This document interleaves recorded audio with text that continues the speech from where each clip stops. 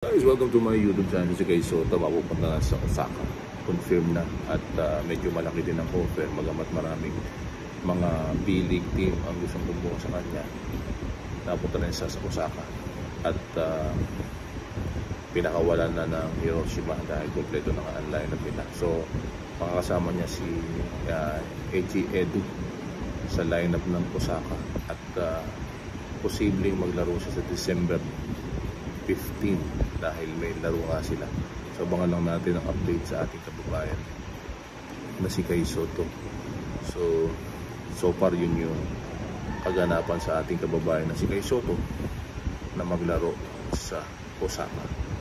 Ngayon next year malalaman kung ano ang magaganap, kung makakapaglaro pa siya sa B-League, NBA G League, or makukuha siya sa isang NBA team.